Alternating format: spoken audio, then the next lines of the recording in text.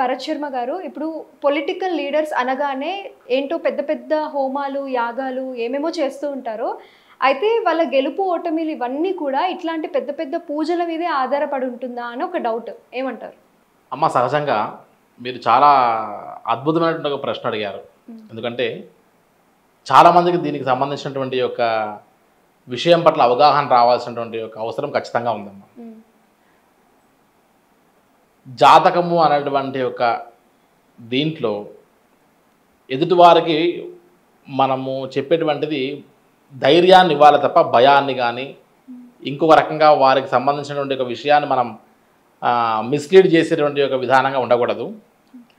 సహజంగా ఒకరి జాతకంలో, ఫర్ ఎగ్జాంపుల్ నేను పేరు చెప్పను, ఒకరి జాతకంలో ఒకవేళ యోగం లేదు అనుకోండి, నాకు బాగా కావాల్సిన వ్యక్తి, తెలిసిన వ్యక్తి అనుకుంటే నేను ఇంటికి వెళ్ళి చెప్పొస్తా, ఈసారి మనకు పొలిటికల్ వాతావరణంలో ఆ యోగం లేదు, మీరు అనవసరంగా వాటి మీద ఆశ పెట్టుకొని మీ ఆరోగ్యాన్ని, మీ యొక్క వాతావరణాన్ని పాడు చేసుకోవడం వల్ల ఇబ్బంది లేదు అని నేను ఒకరికి డైరెక్ట్గా వెళ్ళి చెప్పవచ్చు. రీసెంట్గా కూడా నేను పేరు ప్రాంతం చెప్పకపోవచ్చు, స్త్రీ మూలక సమస్యతో ఈసారి మీ యొక్క స్థానానికి ఇబ్బంది అయ్యే అవకాశం ఉంటుంది, కాబట్టి ఎంత అనుకూలంగా ఉన్నా ఏ వాతావరణంలో ఉన్నా ఖచ్చితంగా ఈసారి మీరు పోటీ చేసేటువంటి అవకాశం ఉండకపోవచ్చు, ఉండదు అని చెప్పి పదే పదే మెసేజ్లు పెట్టిన రోజులు కూడా ఉన్నాయి. కాబట్టి ఆర్థికంగా నష్టపోయి, మానసికంగా నష్టపోయి, ఆశలు పెట్టుకొని వాటితో ఇబ్బంది పడకండి అని కూడా చెప్పిన సందర్భాలు ఉన్నాయి. ఒకరు అసలు ఊహించని పరిణామంలో, అసలు వారికి ఆ అవకాశం వస్తుందని కూడా ఊహించని పరిణామంలో ఉన్న వ్యక్తికి ఈసారి నీకు ఆ యోగం వరిస్తుంది, నీ జాతకంలో ఆ పరిస్థితి కనపడుతుంటుంది, కాబట్టి రాజకీయాలకు నువ్వు వద్దన్నా సరే నిన్ను లాగుతుంది సమాజము, ఆ పరిస్థితిలో నీకు గుర్తింపు లభిస్తుంది, తద్వారా నువ్వు ఖచ్చితంగా ఒక స్థానానికి వెళ్ళగలుగుతావు అని చెప్పినటువంటి వాతావరణంలో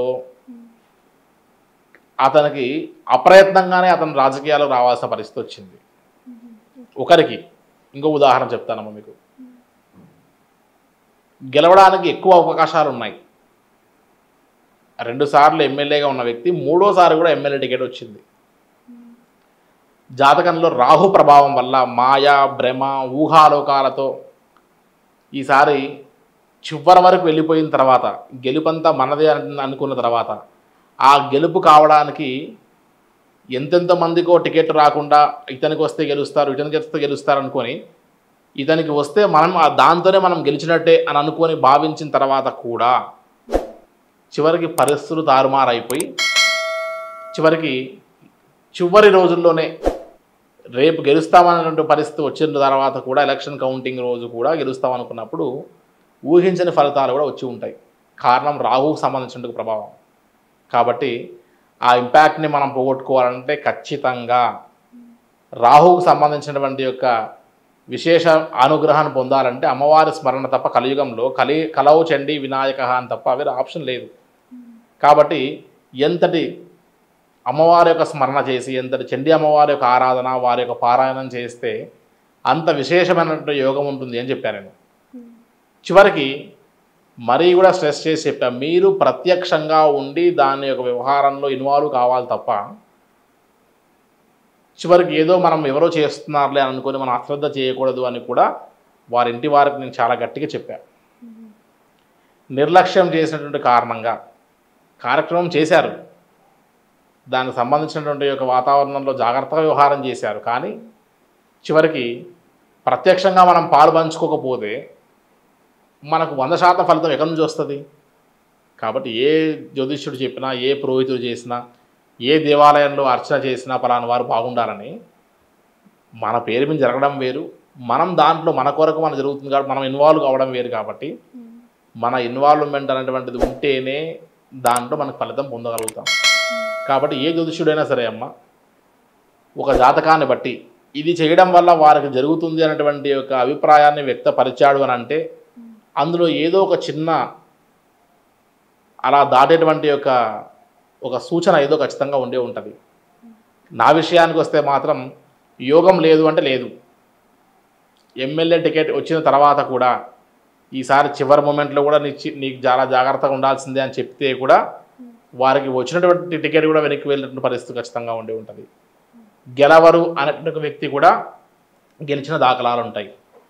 2-3 సార్లు ఎమ్మెల్యే టికెట్ వచ్చిన తర్వాత కూడా చివరికి ఈ మూమెంట్లో నువ్వు ఇంకా జాగ్రత్త పడాలి అంటే కూడా అశ్రద్ధ చేసిన వారికి గుణపాఠాలు చూసిన రోజులు ఉంటాయి.